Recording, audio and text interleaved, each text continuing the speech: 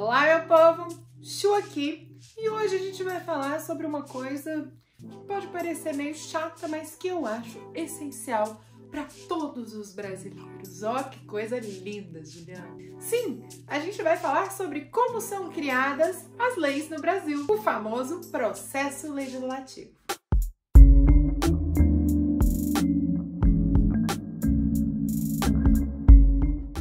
Por que eu acho isso tão importante? Eu acho importante porque vocês às vezes vão descobrir algumas coisas aqui sobre o processo legislativo que vocês não faziam ideia. Como, por exemplo, não é só o legislativo que tem o poder de iniciar a criação de uma lei. Você sabia disso?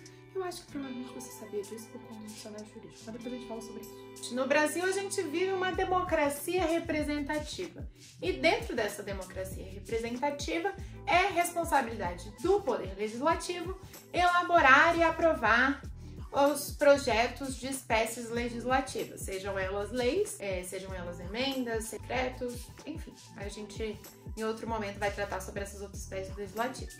Bom, a gente vai analisar aqui hoje o caminho que é percorrido desde o começo de um projeto de lei até ela se tornar realmente uma lei efetiva dentro do nosso ordenamento jurídico. E isso vale não só para as leis ordinárias e complementares, que são as leis mais comuns que a gente conhece, mas vale também para as demais espécies legislativas como um procedimento geral, ok? Tendo cada espécie legislativa, às vezes, algumas peculiaridades, como as propostas de emenda da Constituição têm um core específico e tudo mais. Bom, mas primeiro de tudo, a gente precisa saber sobre a iniciativa. Gente, a iniciativa é o poder que alguma entidade, órgão ou até mesmo uma pessoa tem de iniciar um projeto de lei. Aqui, então, a gente vai se ater à iniciativa específica para a criação de leis ordinárias e complementares, ok? Das demais espécies legislativas, como eu falei para você, a gente analisa em um outro momento. Além dos deputados, senadores e das comissões do Congresso Nacional, podem também apresentar projetos de iniciativa o Presidente da República, o Supremo Tribunal Federal e os demais tribunais superiores do nosso país, que aí estão incluídos TSE, TST, enfim, os tribunais superiores, o Procurador-Geral da República e ainda, como eu falei para vocês no dicionário jurídico há um tempo atrás, nós temos a chamada iniciativa popular, que são realmente projetos de leis iniciados pela população que tem aqueles requisitos bem específicos. Mas eu vou deixar aqui, se você não sabe como funciona a iniciativa popular, confere lá nesse dicionário jurídico. De maneira ampla, então, são esses os legitimados a iniciar uma lei ordinária ou complementar, ok? Bom, uma vez estabelecida essa iniciativa e construído um devido projeto de lei, ele deve ser registrado na respectiva Casa Legislativa. Em regra, os projetos são iniciados na Câmara dos Deputados, se iniciando no Senado Federal só quando forem iniciados por um senador.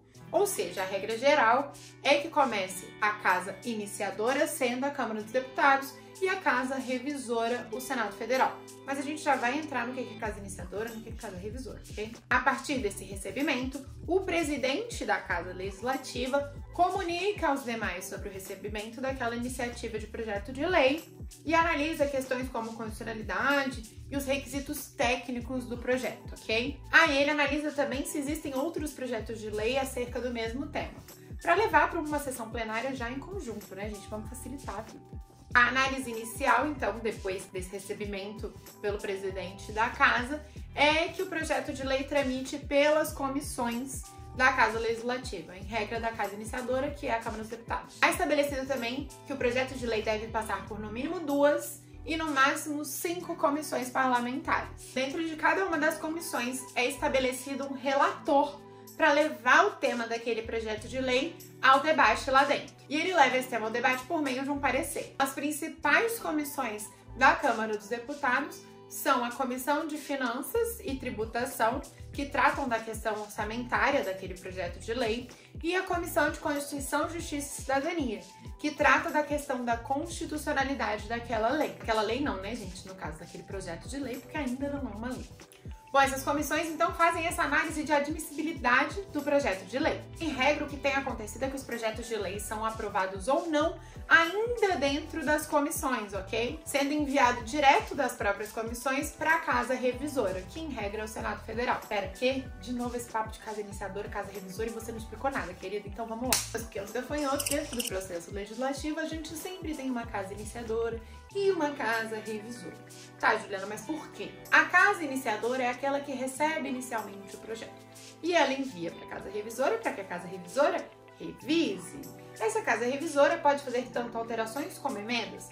Caso a casa revisora faça alterações ou emendas, ele tem que devolver o projeto de lei para a casa iniciadora, para que a casa iniciadora aprove ou rejeite essas alterações ou emendas. Diante dessa aprovação ou rejeição, o projeto de lei, caso tenham mais alterações e mais emendas, é devolvido para a casa revisora. Isso pode acontecer quantas vezes forem necessários, ok? Bom, então depois dessas alterações e emendas, o projeto de lei é levado ao plenário da Casa Legislativa. E é aí que acontecem aqueles debates que a gente está acostumado a ver na televisão, a ouvir no rádio, TV Câmara, TV Senado. Vocês estão cientes do que eu tô falando, aquele debate da galera mesmo ali dentro do Congresso Nacional. E esse debate ele acontece de acordo com o que é previsto no regimento interno de cada uma das casas, ok? Cada casa tem suas próprias regras para aquele debate plenário. Bom, depois que o debate acaba, tendo um número suficiente de deputados ou de senadores, né, dependendo do caso, parte-se para votação. Bom, para as leis ordinárias, como a gente sabe, é necessário somente a maioria simples dos votos. Já para as leis complementares, é necessária a maioria absoluta, ou seja, 50% dos votos, metade, mais um voto. Bom, isso é a aprovação ainda na casa iniciadora, ok? Aprovado na casa iniciadora, então ele segue para a casa revisora. Acontecendo aquele vai e volta que eu expliquei antes aqui, e aí faz emenda, faz alteração, volta, tá? E é só aí, depois da aprovação também pela casa revisora, que a gente chega ao famoso tema da sanção ou do veto presidencial. Bom, gente, a gente às vezes tem aquela visão de que o presidente do país ele é super poderoso, que ele pode fazer várias coisas, que se ele vetar uma lei, a lei acabou. Não é bem assim. Quando o presidente, então, recebe um projeto de lei para analisar, ele pode sancionar, e aí, se ele sancionar, a lei é promulgada e publicada no Diário Oficial da União e passa a valer normalmente, tudo ótimo. E ele pode rejeitar, vetar esse projeto de lei. Esse veto pode ser tanto total quanto parcial, ok? No caso do veto total, o projeto de lei volta como se tivesse sido rejeitado cada um dos artigos dele, sendo necessário que o Congresso Nacional, agora em sessão plenária conjunta, analise cada um daqueles artigos para votar se o veto vai ser mantido ou se o veto vai ser derrubado. E diante de um veto parcial, então, aquelas partes que não foram vetadas vão ser automaticamente publicadas e já passam a valer como lei. E aqueles que foram vetados, né, aqueles artigos ou dispositivos específicos que foram vetados, vão para discussão no Congresso Nacional. Dentro do Congresso Nacional é que acontece mais um debate para que se decida se aquele veto vai ser mantido ou se aquele veto vai ser derrubado. Fica claro, então, que essa vontade do presidente em vetar uma parte ou toda uma lei, ela não é absoluta, ok? Porque depende ainda dessa aprovação ou rejeição pelo próprio Congresso Nacional.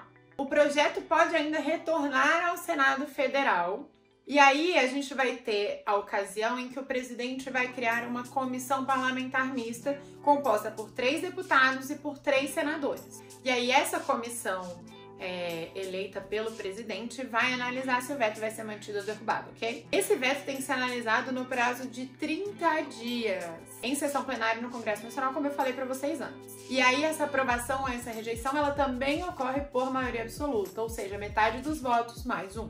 Se o veto for aprovado, então, a lei é rejeitada e não entra em vigor aqueles dispositivos, né, caso seja parcial o veto. E se o veto for rejeitado, a lei é promulgada e publicada normalmente. Então, volta 2 casas aí, vamos para um resumão do processo legislativo, ok? Primeiro, a gente tem a iniciativa, que não é exclusiva do Legislativo brasileiro, como eu falei para vocês. Presidente da República, os tribunais superiores, até mesmo a iniciativa popular a gente tem ali. Apresentado um projeto de lei, em regra, a casa iniciadora é a Câmara dos Deputados, que vai fazer aquela análise de admissibilidade pelas comissões. Comissão Financeira e Tributária e Comissão de Constituição e Justiça e Cidadania.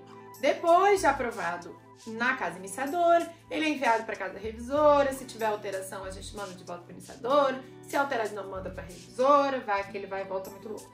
Depois desse vai e volta, vai e volta, vai e volta, quando o projeto finalmente for aprovado pela casa revisora, tudo certo, tudo maravilhoso, vai para o presidente da República, o presidente da República pode vetar ou sancionar esse projeto de lei. Caso ele vete parcial ou totalmente, volta para o Congresso Nacional. O Congresso Nacional analisa, pode derrubar ou manter o veto. De qualquer forma, depois vai ser publicada essa lei ou completamente rejeitada essa lei. Ok? Ok. Ficou tudo certo? Ficou confuso? Eu agora não sei se ficou confuso. Eu espero que tenha ficado claro. Queria ter feito os desenhos, colocar um quadro branco, ficar aqui apontando. Mas, enfim. É esse, então, o processo legislativo básico do nosso país.